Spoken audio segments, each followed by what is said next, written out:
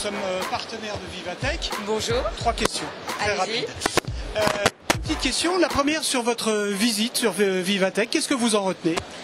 Eh bien, j'en retiens l'effervescence des startups françaises et évidemment franciliennes.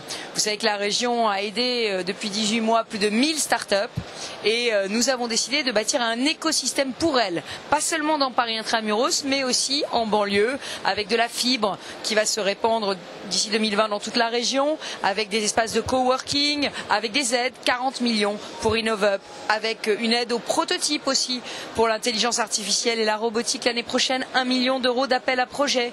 Et puis nous voulons que les startups soient associées à toutes les commandes publiques que nous passons. La région passe 2 milliards de commandes publiques par an dans les lycées, dans le bâtiment, dans le logement, dans les espaces verts, dans les transports. Et dans ces appels à projets, nous voulons mettre maintenant de l'innovation au service des citoyens.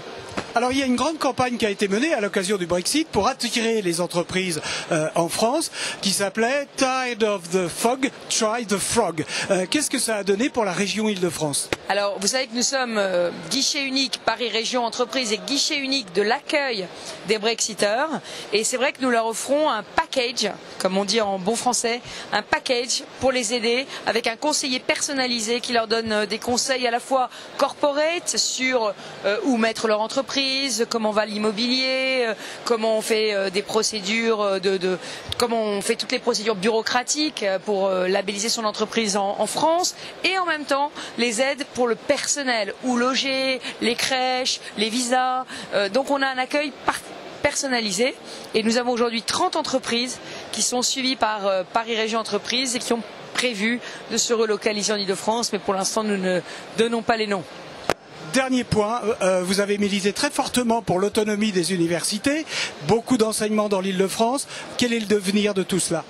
Alors c'est évident que tout notre écosystème d'innovation s'appuie sur la force et la puissance de nos universités et de nos écoles qui doivent évidemment porter des projets innovants. Moi je suis très fière parce que cette année, Cergy-Pontoise et l'ESSEC, mais aussi Marne-la-Vallée et l'École des Ponts, donc des universités mariées à des grandes écoles dans 2 endroits très différents de l'Île-de-France, ont gagné l'appel à projet du plan d'investissement d'avenir qui s'appelle ICIT.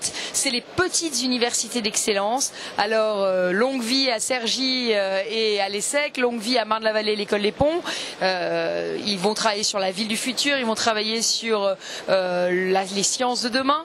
Et puis, je voudrais aussi parler de ce qu'on appelle les universités d'excellence. Vous savez, nos pôles universitaires sont un peu bureaucratiques, il faudrait qu'ils travaillent plus en commun. On a perdu des labels d'université d'excellence dans Paris, on a Saclay qui est un peu, j'allais dire, entre deux eaux. Donc je fais vraiment un appel à tous les chercheurs et à tous ceux qui ont aujourd'hui la responsabilité de nos universités, de nos écoles, travailler ensemble, parce qu'avoir des universités labellisées universités d'excellence, c'est vraiment ce qui tire l'Île-de-France vers le haut. Merci madame.